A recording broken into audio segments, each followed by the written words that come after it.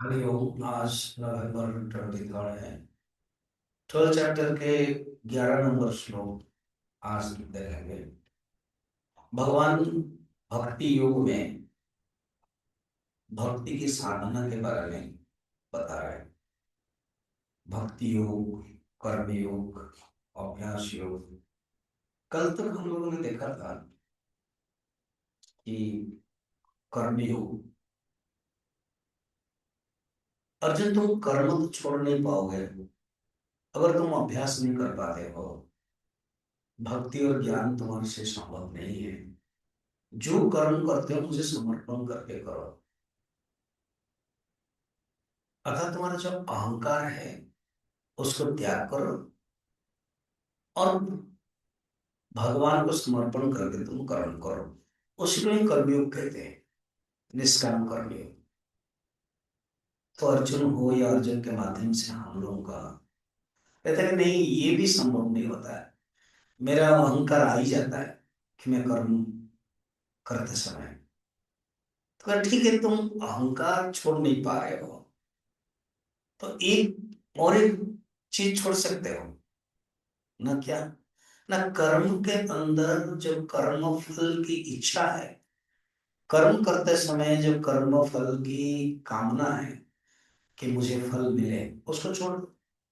तो भगवान 11 नंबर श्लोक में कहते हैं, श्री भगवान वाच अथैतदप्यशक्तोऽसि कर्तुम् मद्योगमाश्रितः सर्वकर्म फलत्यागं ततः कुरु यतात्मवान्। अगर तुम ये भी करने में असक्त हो, क्या? कर्म करने में, और वो कर्म तुम कर रहे हो मगर अहंकार के साथ, तो उसको तुम क्या करो? फल की इच्छा को त्याग करो।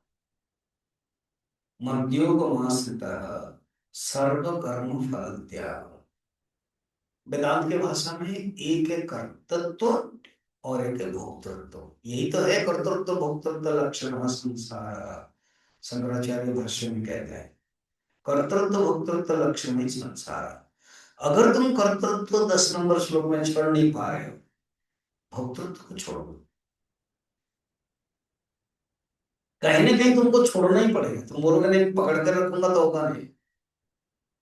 तुम्हें छोड़ना है। क्या है इसमें? कर्म फल त्याग। तो वो भगवान के कितना सुंदर स्टेप है। पहले कहते भक्ति, उसके कहते ज्ञान, उसके बाद अभ्यास, उसके बाद कर्मयोग, और उसके बाद कर्म फल त्याग। और मगर तुम कर्म फल त्याग करके, कर्म फल त्याग कर लिया और तो फिर कर्म करने की क्या जरूरत है? बस मैं आलसी बन जाऊं? तो कहते नहीं, यथात्म। यथात्म माने यत्न रहेगा तुम्हारे अंदर, वो प्रयत्न रहेगा। तुम भोक्तृत्व त्याग करोगे मगर प्रयत्न कंटिन्यूस रहेगा। प्रयत्न को तुम छोड़ोगे नहीं, यही तुम करो।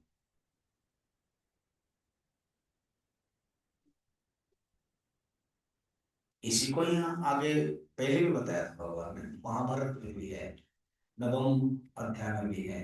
पत्रम पुष्पम फलम तोयम यो मे भक्त्या प्रयच्छति तदहम भक्ति उपोरकम अस्मामि प्रयतात्मना। अर्थात तुम जो भी कर्म करते हो मुझे समर्पण करो और तुम्हारे अंदर जो है उसको मुझे दे दो। फल त्याग की भावना करते हैं, भगवान ये कहते हैं। तो इसलिए यहाँ 5 मेथड बताते हैं, 1 2 3 4 5।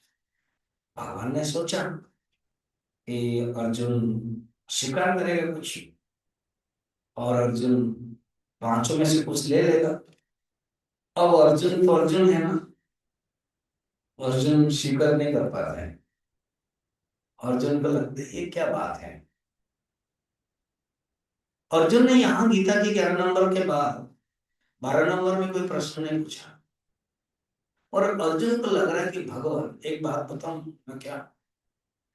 जैसे कोई फ्लाइट में जाएगा ऑल एंड सडन मुंबई जाएगा, तो मुंबई के लिए टिकट करेगा तो लग रहा है, खबर आएगा 10,000 पड़ेगा। तो बोले नहीं नहीं, इतना पैसा नहीं है। फिर ट्रेन में जाऊंगा, दुरंतो ट्रेन, वो भी 7,000, ना वो भी टिकट भी नहीं है।